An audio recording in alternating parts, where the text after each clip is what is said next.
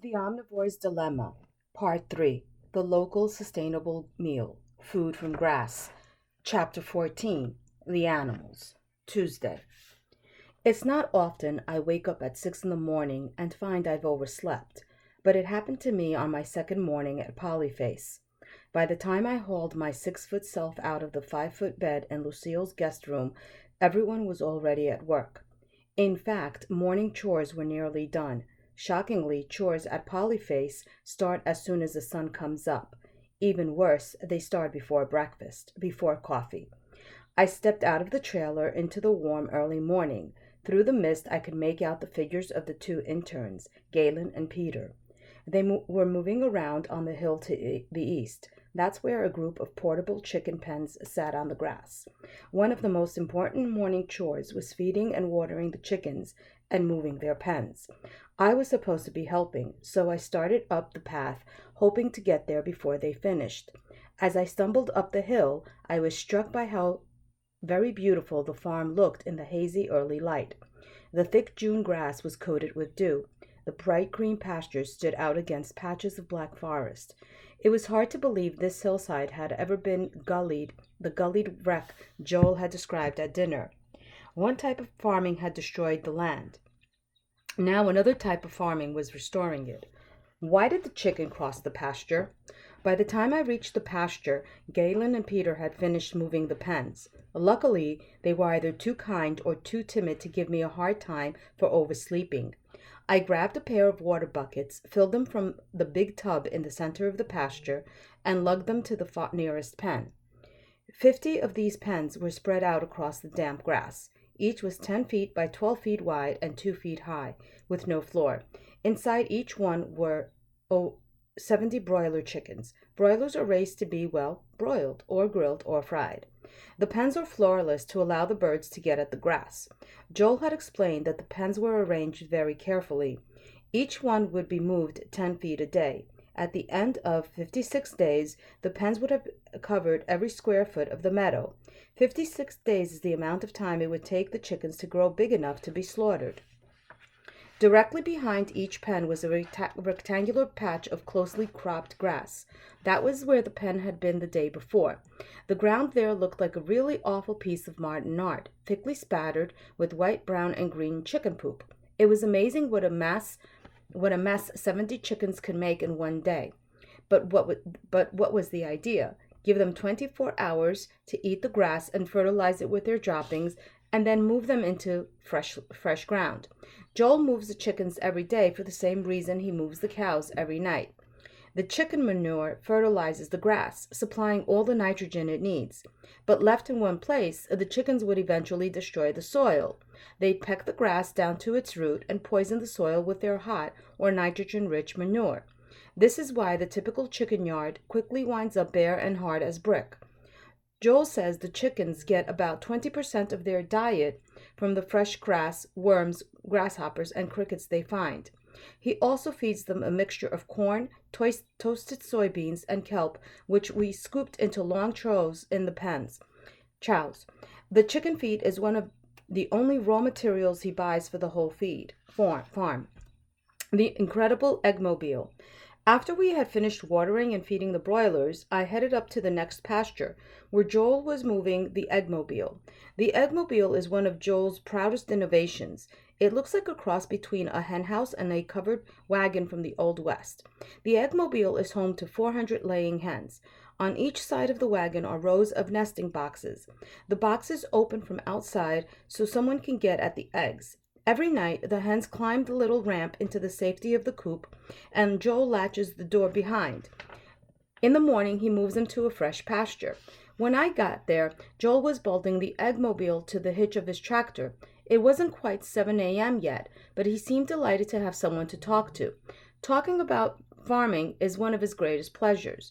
In nature, you'll always find birds following herbivores, Joel had explained. In the wild, turkeys and pheasants follow bison herds. In Africa, you'll see birds like egrets perched at the nose of a rhinoceros. In each case, the birds dine on the insects that otherwise bother the herbivore. They also pick insect larvae and parasites out of the animal's droppings. Joel climbed onto the tractor, threw it into gear, and slowly towed the rickety henhouse 50 yards or so, placed it in the middle of a paddock where his cattle had been there 3 days earlier. It seems the chickens don't like fresh manure, so he waits 3 or 4 days before bringing them in, but not a day longer. 3 days is ideal, he explained. That gives the larvae a chance to fatten up nicely, the way the hens like them, but not quite long enough to hatch into flies. Fly larvae may not seem appetizing to you and me, but that protein-rich diet makes the chicken eggs usually rich and tasty. The Sanitation Crew. Once the eggmobile was in position, Joel opened the trapdoor, and an eager, noisy parade of barred rocks, Rhode Island Reds, and New Hampshire Whites filed down the little ramp, fanning out across the pasture. The hens picked at the grasses, but mainly they were all over the cow pads. They performed a crazy kind of dance with their claws to scratch apart the caked manure and expose the meaty grubs within. I'm convinced an eggmobile would be worth it even if the chickens never laid a single egg, Joel told me. Because of the chickens, Joel doesn't have to treat his cattle with toxic chemicals to get rid of parasites. This is what Joel means when he says the animals do the real work on his farm.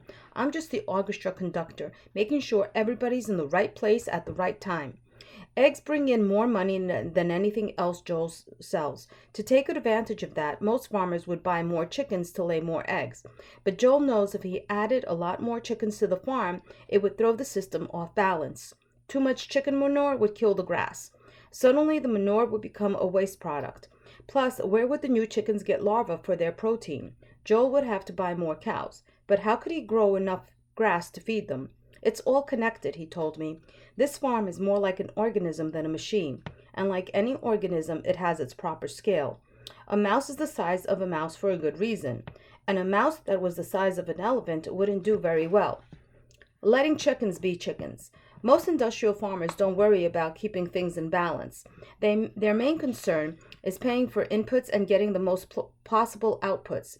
If that means forcing cows to eat corn, even when it is unnatural for them, then that is what must be done. At Polyphase, the Salatins try to work with the natural instincts of their animals, not against them. When Joel lets his chickens loose in a pasture, he is using their natural instinct to clean up after herbivores. The chickens get to do and eat what they're evolved to do and eat, instead of treating chickens as egg-laying or meat-growing machines. Polyphase honors their inborn chickenness. It is the same for all the animals on the farm. The Saladins also raise rabbits. Like the hens, the rabbits spend part of their time in portable rabbit hutches in the pastures. The rest of the time, they live in cages suspended over a deep bedding of wood chips. The wood chips are home to earthworms, and of course, there are hens loose in the wood chips eating the worms. The scratching of the hens turns the chips and the rabbits' nitrogen-rich urine into valuable compost. The Polyphase turkeys also spend time in the pastures. They are moved every 3 days. Joel has built them a movable shade mobile, which he calls the Gobbledy-Go. The turkeys rest under the Gobbledy-Go by day and roost on top of it at night. Joel likes to put his turkeys in the orchard where they eat the bugs, mow the grass, and fertilize the trees and vines. Putting turkeys and grapevines together means getting 2 crops off of the same piece of land. During the winter, the cows and other animals come off the pastures and into the barns, but Polyphase's beyond organic methods don't stop. They just move indoors. The cow barn is a simple open-sided structure where the cattle eat 25 pounds of hay and produce 50 pounds of manure each day. Joel just leaves the manure where it falls. Every few days, he covers it with a layer of wood chips or straw. This layer cake of manure, wood chips, and straw gradually rises beneath the cattle. By winter's end, the bedding and the cattle can be as much as 3 feet off the ground. As the manure wood chip mix decays, it heats up, warming the barn. Joel calls it his cattle's electric blanket. What happy pigs. There's one more secret ingredient Joel adds to each layer of this cake. A few bucketfuls of corn. Over the winter, the corn ferments. That means fungi in the manure turn some of the corn into alcohol. This is the same fermenting process used to make wine or beer. Why does Joel want fermented corn in his manure pile? Because there's nothing a pig enjoys more than getting tipsy on corn. and there's nothing a pig is better equipped to do than root it out with his powerful snout and exquisite sense of smell. I call them my pigorators, Joel told me proudly. As soon as the cow heads out to the pasture in the spring, several dozen pigs come in and hunt for the corn in the manure pile. As they dig, they turn the compost over and air it out. This kills any harmful bacteria, and after a few weeks, the rich, cakey compost is ready to be spread on the fields. This is the sort of farm machinery I like, Joel told me one afternoon as we watched his pigs do their work. It never needs its oil changed, grows over time, and when you're done with it, you eat it. Buried clear to their butts in compost and cow manure, the pigorators were a bobbing sea of wriggling hams and corkscrew tails. If pigs can be happy, these were the happiest pigs I'd ever seen. Salatin reached down deep where his pigs were happily rooting and brought a handful of fresh compost right up to my nose. What had been cow manure and witch hips just a few weeks before now smelled as sweet and warm as the forest floor in summertime. Joel will spread the compost on his pastures. There he will feed the grasses, so the grasses might again feed the cows the chickens, and so on until the snow falls. The handful of compost was proof that when grass can eat sunlight and food animals can eat grass, there is indeed a free lunch. The type of farming the Saladins do isn't easy. George Naylor works his fields maybe 50 days a year. Joel and Daniel and 2 interns are out there sunrise to sunset almost every day. Yet Joel and Daniel plainly enjoy their work. One reason is that their type of farming takes a lot of thought and problem solving. They like the challenge of getting all the pieces of their farm working together. They also get great satisfaction from the care they give to their land and their animals. Over and over again, I was struck by how healthy their animals were, all without a single ounce of antibiotics or chemicals. Because they are not raising identical chickens or cows in giant, crowded sheds, a single illness doesn't represent a threat to them. Instead, when an animal gets sick, the Saladins try to figure out what is going wrong in their system. As Joel puts it, most of the time, pests and disease are just nature's way of telling the farmer he's doing something wrong. Trees grow grass. All of this produces some pretty impressive results. I asked Joel how much food Polyphase produces in a season, and he rattled off the following figures: 30,000 dozen eggs, 10,000 broilers, 800 stewing hens, 50 beef cattle, 25,000 pounds of beef, 250 hogs, 25,000 pounds of pork, 1,000 turkeys, 500 rabbits. It was hard to believe they got that much food from 100 acres of grass. Then Joel corrected me. He said that the 450 acres of forest were also an important part of the farm operation. I didn't get that at all.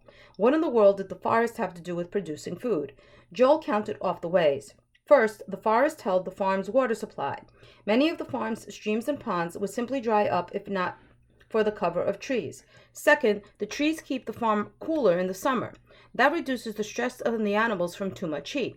The trees also act as windbreak. When the grass is sheltered from the wind, it can grow higher. It doesn't stop there. More trees mean more wild birds. More birds on a farm mean fewer insects.